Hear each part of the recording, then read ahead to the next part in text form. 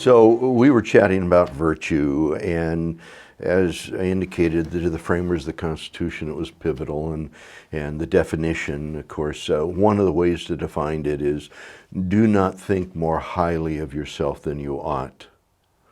Always Whoa. esteem others above yourself. Wow. Okay? That's virtue. That's an aspect of Thinking virtue. of others as equals or even more important. Yeah. And there's another little word that is a That tag. would be humility, wouldn't it? That's the word. That's the word. Humility. Humility is a virtue. It is. The government, the Constitution would fold and collapse if the people do not have virtue, you said. Mm-hmm. The people lose humility. I did not see that coming. I did not see that coming. And people look at humility as weakness. Oh, yeah. It is Unsuccessful, you're Yeah. not going to be anywhere, you're going Yeah. to do anything, you're not going to get anything. And so that's why I said virtue is a bad word. Right. And humility is strength. Humility Did is... George have that? Oh, yeah. Yeah. I think I would agree with you. I think everybody saw that, maybe more than George. Who's another president that had humility? Lincoln. Lincoln. Yeah.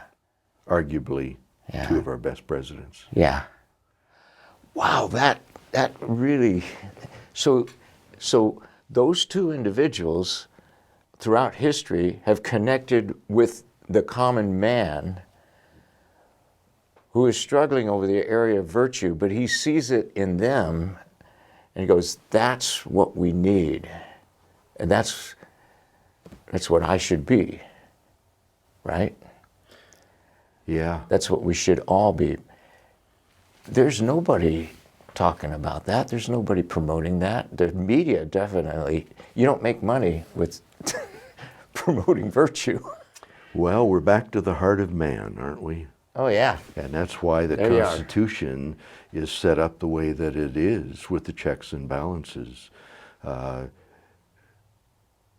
Every form of government has its strengths and works fairly well, but the one factor that scuttles all governmental forms is a lack of virtue.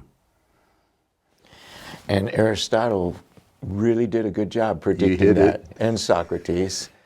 Yeah, best form of government, benevolent dictator. They can make decisions right away, just as And benevolent in the sense of he has virtue. virtue. Thank A you. virtuous Yeah. dictator. You know, Who's making decisions from a position of virtue. And yet, a truly virtuous person would not want that position. A virtuous, like if you were to ask Christ, would you like to become king? Would you like to become Caesar? They didn't even bother. right? They knew what the answer was going to be. They knew his character and his nature. And if you were to ask Buddha, you want to become king? He would have laughed. Yes. Yes. Okay. So when we're talking about governmental forms, we're still talking about every government is made up of people. If you have virtuous people as citizens and teachers and leaders, then you will have a virtuous government in which everyone, then we go back to, inalienable rights and created equal and justice and fairness and freedom and liberty. All of those things will exist. You take that away, I don't care what house of cards that you have built, it fails. You know, in that pamphlet you were talking about that they gave to every immigrant, your responsibilities as a citizen, I bet if we were to rewrite it, we would put, number one, you need to be a person of virtue. You would do the best, you would do America the best if you would just be a virtuous human being. Well, I think in there they say these are the characteristics that would be virtue. Oh, okay. Rule of law, and what have you. As George, I have never been asked to participate in a citizenship function. I would love to be there. Yeah, they would hate you. These the immigrants, they're coming to this country. Oh, yeah. And for me to be able to be there. And explain what this is about. Wouldn't that be powerful? I'd love to. It would. Maybe somewhere, maybe somebody has that idea. And Or have Abraham Lincoln speak to him. Abe too. Do we know any Lincolns here? No. In the state of Washington? No. No. Oh, well. I bet Nebraska's got some, though. No? Very possible. So, Vern. Yes. When I first met you, in my classroom as a teacher, you came in dressed exactly like George Washington. You acted like George Washington. You had that quiet humility, but that presence, that engagement with my students. They never forgot it. Oh, wow. They never forgot it. And you did that class after class after class. Was that all about vanity? Were you just feeding your ego? Well, Is you that know, too personal a question, man? that is pretty personal, but quite frankly, Tom, it's something I ask myself time and time again.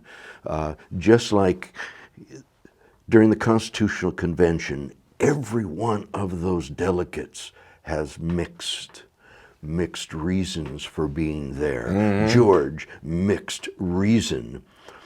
But there's always an overall arc that is the seminal issue.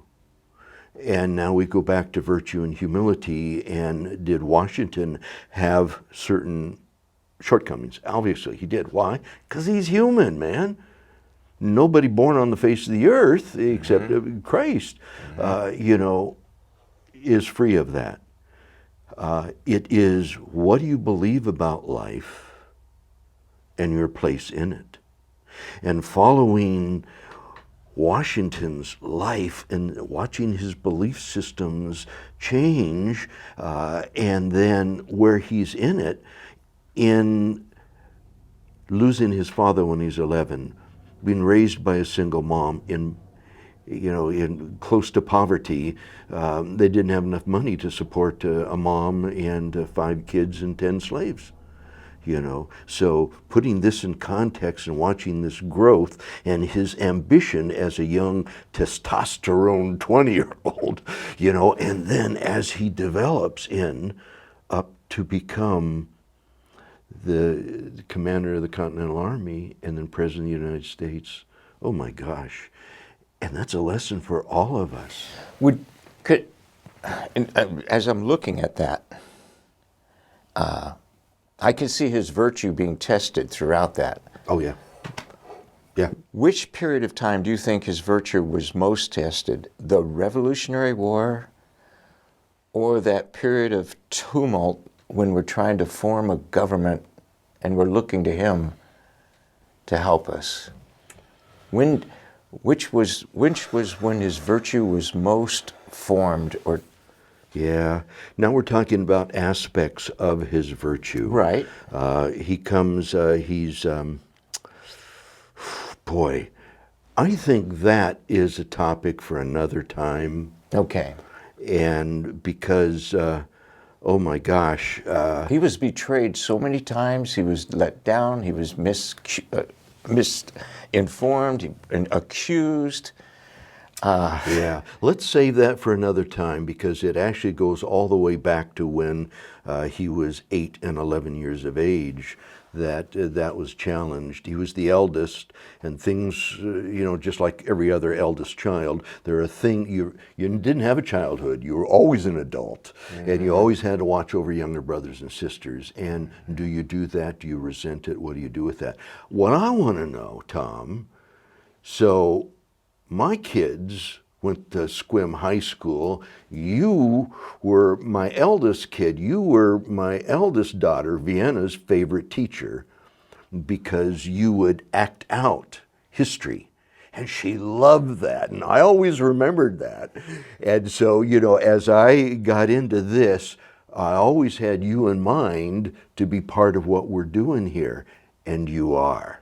And not only did you have me in, if you remember, I was planting seeds all along the way. You sly, you sly. And I guess George Washington was known as being the sly fox. Well, It was hard to pin him down on a battlefield. he recognized talent when he saw it. And that's why he brought him in. That's why he brought Hamilton and Jefferson into that first cabinet that we talked about. But so you are not only host for all our videos, but you also portray Thomas Jefferson. And that's because of you too. Well, yes, and you look really good in that outfit. But so what is your background? I mean, you're a teacher, but how'd you get into teaching? Why did you do that? What do you love about teaching? I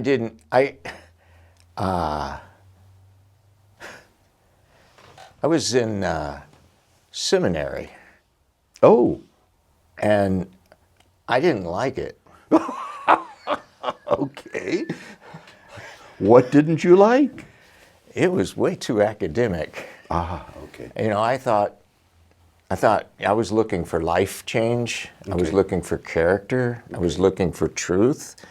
And I was getting, which is the domain of if you're going for a master's and a doctoral degree, right. I was getting in academics.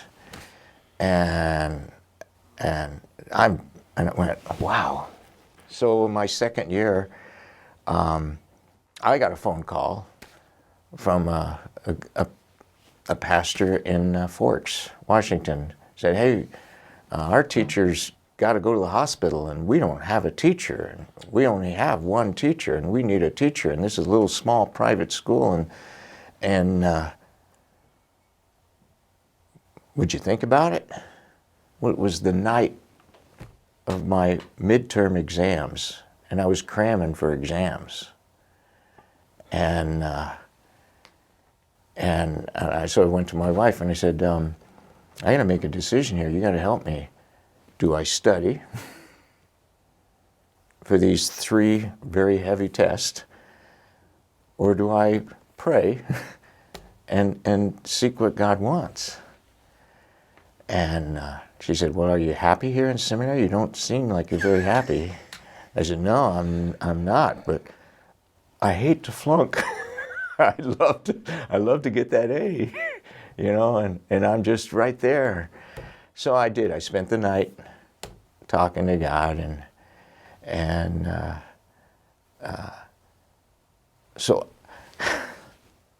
I was very impetuous because I felt it was the right thing to do. I didn't get a sealed contract. I just had a telephonic word of a guy I'd never met. Foolish in every way you can think of. I went to my registrar and I said, I want to withdraw. And the registrar said, you just made it. You can get a half refund and the grade of the midterm will not count on your credits and you can come back whenever you want to. Oh my gosh. And pick up from there. And I said, I'll take it.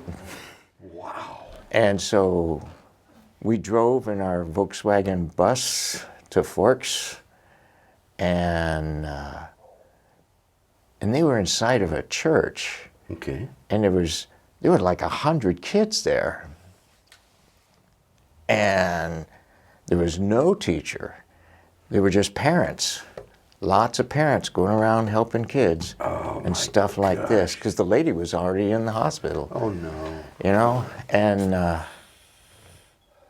I think it was a job that put her there. I don't know. That was my suspicion. I'm not. So, and I was so foolish. I said, I think I could try and tackle this. What's 100 kids? Hey, you know? And so,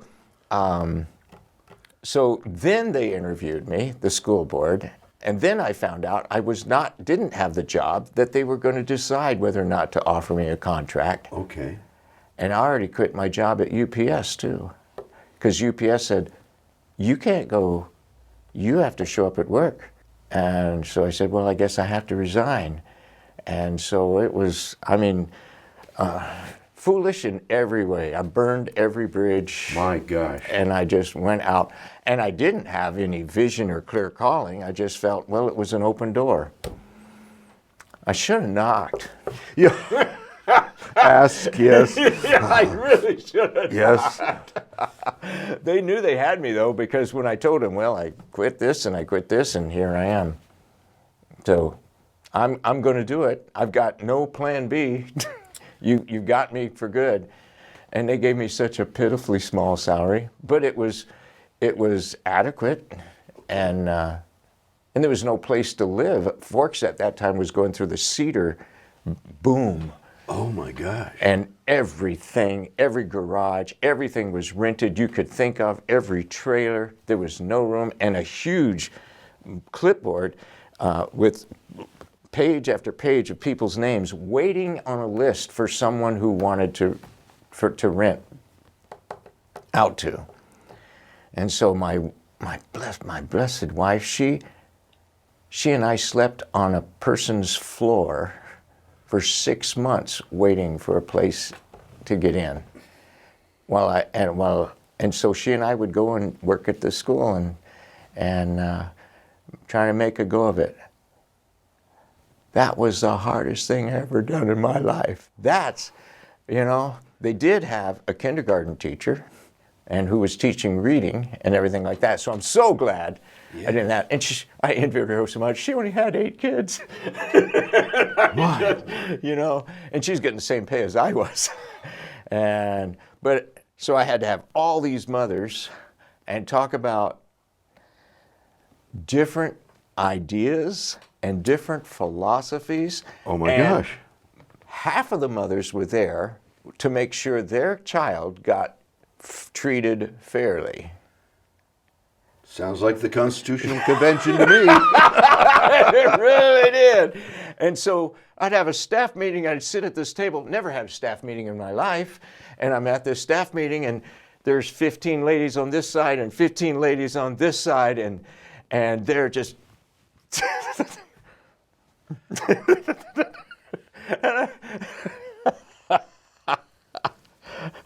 So how did you get through that? I got an ulcer. Oh, I went in the hospital. then what?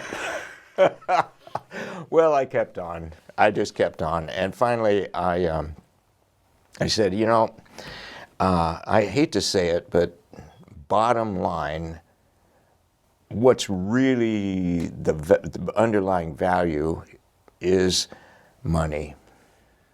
Because those kids all paid tuitions. But if you were a mother working there, you got half your tuition cut off. Oh my word. So, okay. All right. But if you didn't have the money, you didn't get in. So I got disenchanted with that. So I went to Eastern Washington, and there was this mother who we knew, and she said, I want to have a school for my daughter. We're commuting an hour, could you come and start a school for us? And Kathy and I said, okay, on 2 conditions. Everyone on the church board and the school board has to agree that they want this, Sure. Unanimous.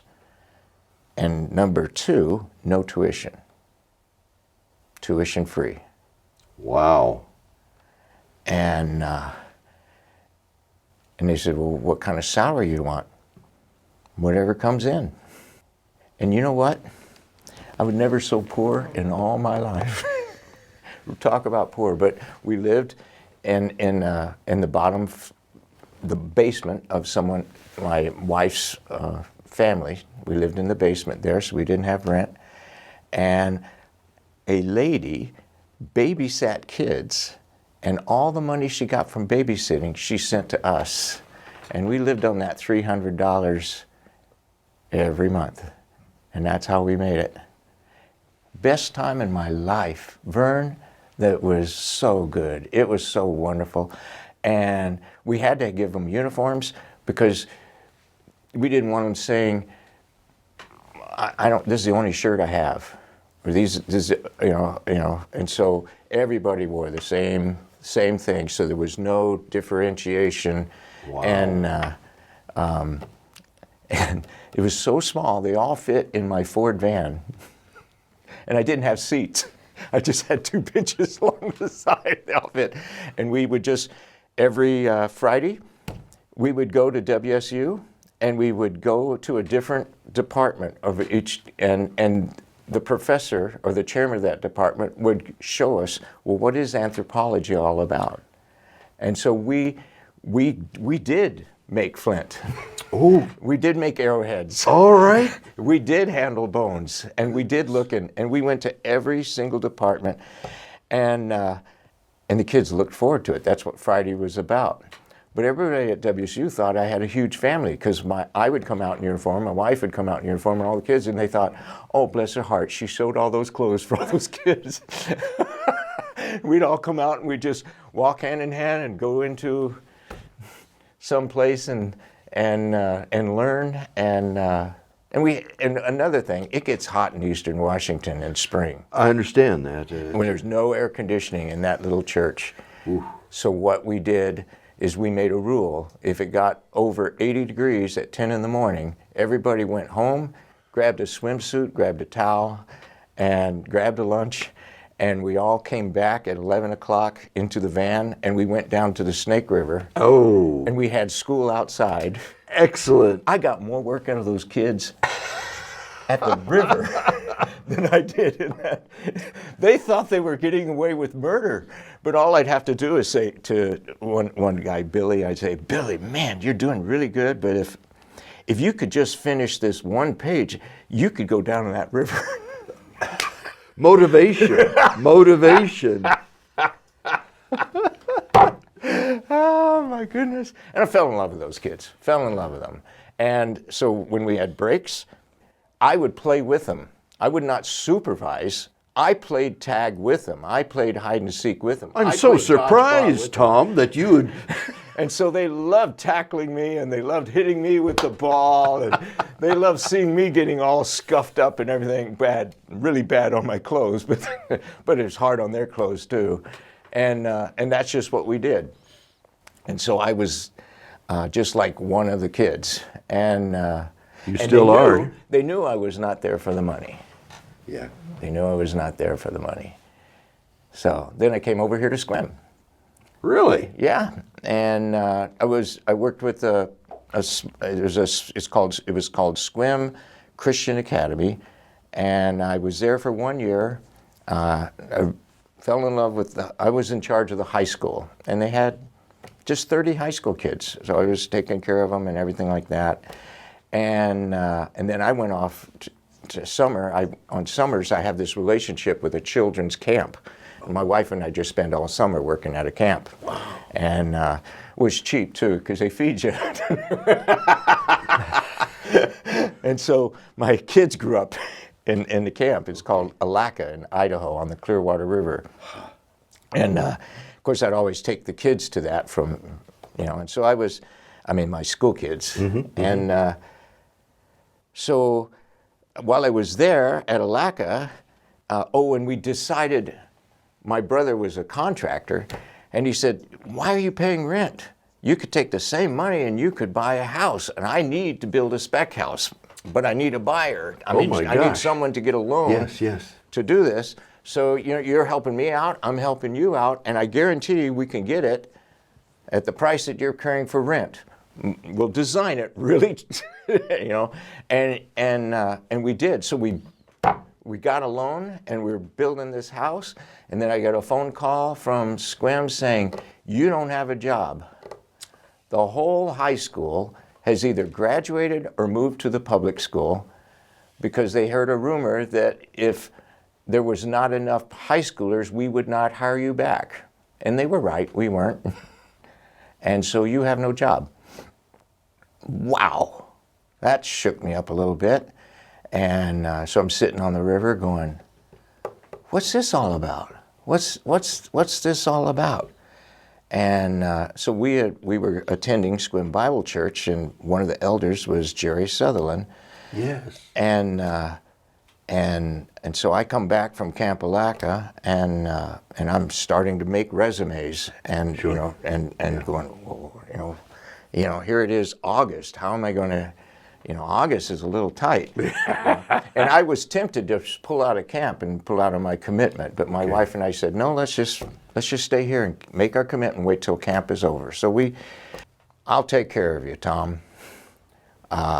There's always gaps in public school. Okay, and I'm the sure. vice principal of Squim Middle School. Sure.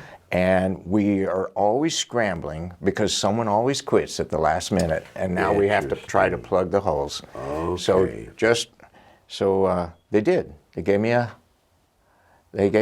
job. Actually, I taught a little bit of 6th grade and a little bit of 7th grade, a little bit of 8th grade, and that was easy compared to what I was teaching. So, and I've been there for 40 years. 40 years. Yeah. Way too much information, but I just want to tell you how it went. Yeah, well, no, that 40 years. So my philosophy in the classroom is student-centered, not curriculum-centered. I'm not going to see how many pages I can cover. I'm not going to see how many A's I can get. I'm going to see how many kids I can get engaged and keep engaged. And I don't care what it takes to get you engaged. If we have to play games, we'll play games. If we have to do drama, we'll do drama. If it's story time, it's story time. If we have to leave the classroom, we'll leave the classroom. But nobody sleeps in my class. Nobody disengages. We're all in this together. Whatever it is, we're going to do this. And I taught English, the most boring of all. History has stories. The word history has the word story in it, right? I taught English. And those kids, we were engaged. We did it. A teacher would say, there are 57 prepositions. You will memorize these, and on the end of the week, you will have a test. There, I have covered the prepositions. No, you didn't. You didn't cover the prepositions. So I said, hey, kids, you know how many prepositions there are? What's a preposition? And I said, did you know in is a preposition? Well, does that mean out is too? Yeah. And so we're going through it, we're figuring out what prepositions are, and they said, whoa, there's a lot of prepositions. That's right. Well, that was interesting. We're going to memorize them. And they said, I don't memorize. Yeah, No way. No, I can't memorize. I said, no, we are going to memorize. So everybody stand up. And then I have been reading some stuff that if you say something, that helps memory. If you visualize something, that helps memory. And if you move your body, that helps memory. And so I said, okay, we're at a train station, everybody. And no, stand up. We're at a train station, okay? And here comes the preposition train. And here's the first chord. There's the very first car. It's got a big A on it. Everybody see the A? What color is the A? Mine's orange. Oh, mine's green. Okay, now, there's a voice in there saying, all aboard? So everybody go, aboard. And we worked our way through every one of those cars to the prepositions. Oh, good. One of my students became the librarian of Squim Middle School. Oh my gosh. And she recited all 57 to me. I don't even remember the Impact, engagement, interest. and they felt proud. I know do you know any preposition? No, but I know the 57 preposition. You want to know it? Bored. And they have to dance it. They can't say it. They have to move it out. Yes, It's part of their body. So my football team to everybody you can think of.